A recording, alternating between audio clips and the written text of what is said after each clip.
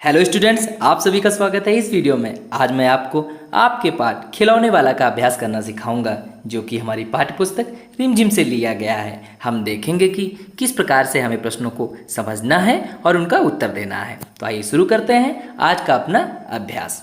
अभ्यास की पहली हेडिंग है कविता और तुम। पहला क्वेश्चन है इसमें, तुम्हें किसी न किसी बात पर रूठने के मौके तो मिलते ही होंगे। तो क्या होगा? पहला इसमें प्रश्न है, अक्सर तुम किस तरह की बातों पर रूठती हो। अक्सर आप किस तरीके की बातों पर रूठते हैं घर में। जैसे आपके मन की चीज़ आपको नहीं मिलती होगी तब आप रूठते होंगे, मम्मी आपको डांट देती होगी तो आप रूठते होंगे। तो इस प्रकार से आप इस प्रश्न का उत्तर दीजिए। इसमें दूसरा प्रश्न क्या है, माँ के अलावा घर में कौन कौन है जो तुम्हें मनाते हैं। अब आपको कौन कौन मनाता है जब आप रूठ जाते हैं। अक्सर घर में माँ मनाती है और कभी कभार हमारे दादा दादी भी हमें मनाते हैं, कभी कभार हमारे पिताजी भी हमें मनाते हैं। तो इस प्रकार से आप लिखिए कि आपको घर में कौन कौन मनाता है। अब अगला प्रश्न देखते हैं, हम ऐसे कई त्यौहार मनाते हैं जो बुराई पर अच्छाई की जीत पर बल देते हैं। ऐसे त्योहारों के बारे में और उनसे जुड़ी कहानियों के बारे में पता करके कक्षा में सुनाओ। अब आप याद करिए कि एक ऐसा त्यौहार है जो बुराई पर अच्छाई की जीत दर्शाता है। तो कौन सा त्यौहार है? वह है दशहरा। अब आपको इससे जुड़ी कहानियाँ पता करिए और कहानियों को लिखिए कि क्यों दशहरा मनाया जाता है। दशहरे वाले दिन क्या हुआ था? भगवान श्री रामचंद्र जी ने उस दिन रावण को मारा था। इस तरीके से आप उस कहानी को पता करिए और लिखिए। अगला प्रश्न है, तुमने रामलीला के जरिए या फिर किसी कहानी के जरिए रामचंद्र के बारे में जाना समझा होगा। तुम्हें उनकी कौन कौन सी बातें अच्छी लगी। आजकल आप टीवी पे रामायण देख रहे होंगे, आपने देखा होगा भगवान श्री रामचंद्र जी कैसे थे, उनका चरित्र कैसा था। तो आप उनके बारे में कुछ बातों को लिखिए। जैसे वह अपनी माता पिता की आज्ञा का पालन करते थे, वह अपने वचन का पालन करते थे। प्राण जाए पर वचन न जाए, ये हमेशा उसमें आपने रामायण में सुना होगा।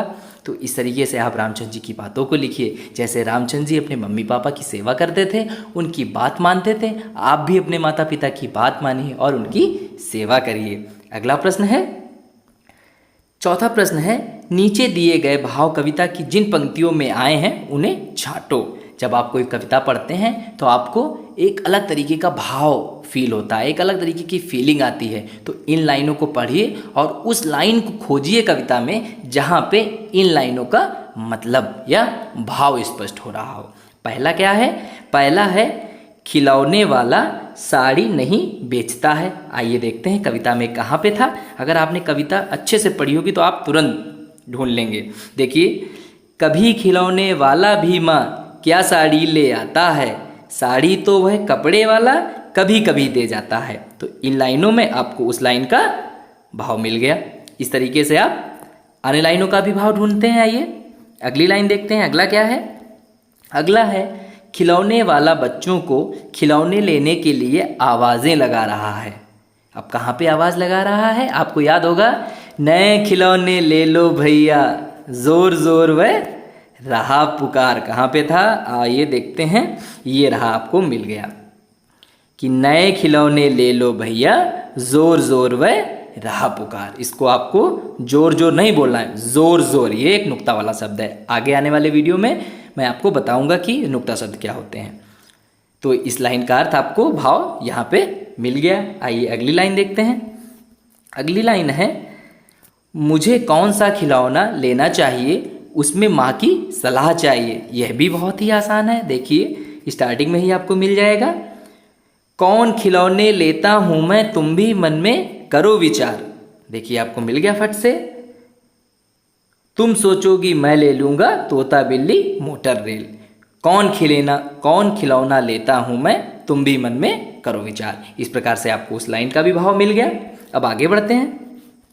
अगला है, माँ के बिना कौन मनाएगा और कौन गोद में बिठाएगा। यह भाव कहानी के अंत में आया था। कहाँ पे आया था? आइए देखते हैं। ये आया था यहाँ पर कविता में कि ये रहा, किससे लूँगा पैसे तो कौन मना लेगा, कौन प्यार से बिठा गोद में मनचाही चीज़ें देगा। आपको मिल गया। की लाइन एक बार फिर से देखते हैं हम लोग। माँ के बिना कौन बनाएगा और कौन गोद में बिठाएगा। तो यही है, गोद में कौन बिठाएगा, कितना आप, तो कौन बना लेगा, कौन प्यार से बिठा गोद में मनचाही चीज़ें देगा। किससे लूँगा पैसे, यहाँ से लाइन शुरू होती है आपकी और यहाँ तक आप इसका उत्तर लिख सकते हैं। ठीक है, अब आगे देखते हैं, अगला प्रश्न देखते हैं। अगला प्रश्न क्या है, मूंगफली ले लो मूंगफली, गरम करारी टाइम पास मूंगफली। आपने ट्रेन में ऐसा सुना होगा ना, मूंगफली मूंगफली, गरम करारी टाइम पास मूंगफली, सुना है ना। तुमने फेरी वालों को ऐसी आवाज़ें लगाते ज़रूर सुना होगा। तुम्हारे गली मोहल्ले में ऐसे कौन से फेरी वाले आते हैं और वे किस ढंग से आवाज़ निकालते हैं, उनका अभिनय करके दिखाओ। अब आपको ऐसे फेरी वालों को देखना है जो आवाज़ लगाते हैं और वो किस तरीके से बोलते हैं, उनकी एक्टिंग करिए। वे क्या बोलते हैं उसका भी एक संग्रह तैयार करो। आपने देखा होगा, अगर आप कभी साउथ इंडिया गए हो तो ट्रेनों में मद्दुर बड़े बिकते हैं। मद्दुर बड़े बहुत फेमस होता है साउथ में, बोलेंगे मद्दुर बड़े, गरम चाय गरम चाय, चाय चाय चाय गरम चाय। इस तरीके से आप फेरी वालों की आवाज़ों को कहीं लिखिए और एक अच्छा सा संग्रह बनाइए और उसकी एक्टिंग करिए। अब आगे बढ़ते हैं, खेल खिलौने।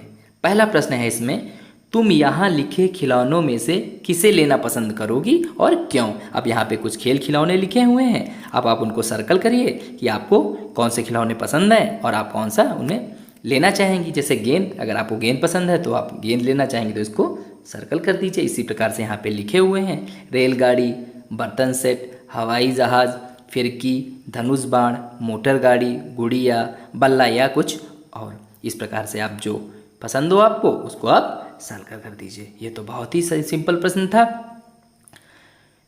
तुम अपने साथियों के साथ कौन कौन से खेल खेलती हो। अब आप जो अपने साथियों के साथ खेल खेलते हैं उनको लिखिए। आप क्रिकेट खेलते हैं, आप फुटबॉल खेलते हैं, आप पकड़म पकड़ाई खेलते हैं, आप छुपन छुपाई खेलते हैं। आप खेल लिखिए जो आप अपने खेल दोस्तों के साथ खेलते हैं।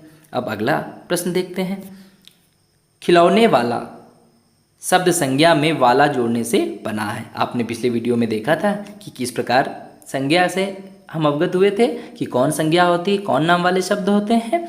तो यहाँ पे क्या किया गया है कि अगर आप किसी वस्तु में वाला शब्द जोड़ देंगे तो वह एक संज्ञा के रूप में किसी का नाम बन जाता है। जैसे अगर हम किसी का नाम नहीं जानते हैं तो हम क्या कहेंगे, कोई खिलौने बेचता होगा तो उसको क्या बोलते हैं, खिलौने वाला। दूध बेचता है तो दूध वाला, पानी देता है तो पानी वाला, अखबार देता है तो अखबार वाला। इस तरीके से एक हम नया शब्द बना देते हैं। आइए इस प्रश्न में क्या करना है, नीचे लिखे वाक्यों में रेखांकित हिस्सों को ध्यान से देखो और संज्ञा, क्रिया आदि पहचानो। मैंने क्रिया पे भी वीडियो बनाया है, आप प्लेलिस्ट में जाके देख सकते हैं।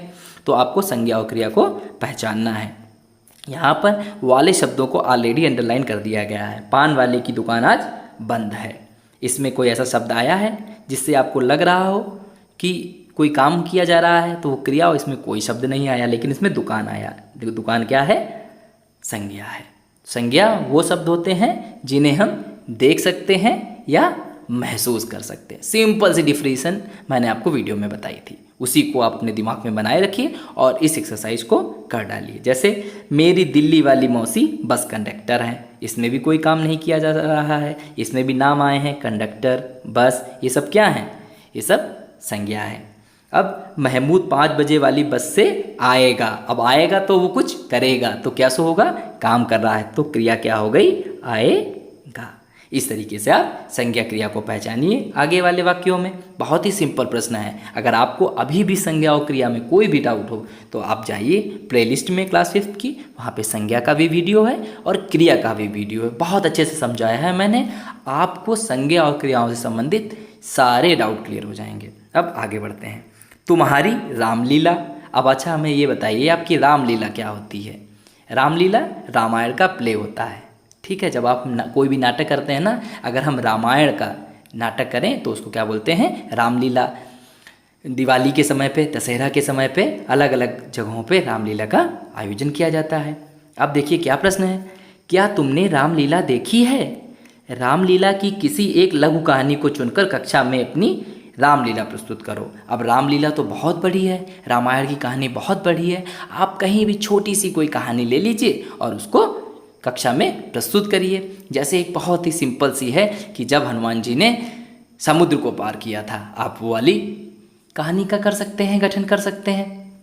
बहुत सी कहानियाँ हैं। जब उन्होंने ताड़का को मारा था, पता करिए, नेट पे सर्च करिएगा ताड़का वध, ताड़का को कैसे मारा राम जी ने, तो आपको वो कहानी मिल जाएगी। बहुत अच्छी अच्छी कहानी है रामायण में, आप ढूंढिए, नेट पे ढूंढिए और उनको बढ़िया सा प्ले बनाइए और अपने कक्षा में प्रस्तुत करिए। और बहुत अच्छा है, आप स्पेशल आइटम में, आपके वहाँ प्रेयर में स्पेशल आइटम होता है, एक छोटा सा प्ले करिए और स्पेशल आइटम में उसको प्रस्तुत कीजिए, आपका स्पेशल आइटम बहुत अच्छा होगा।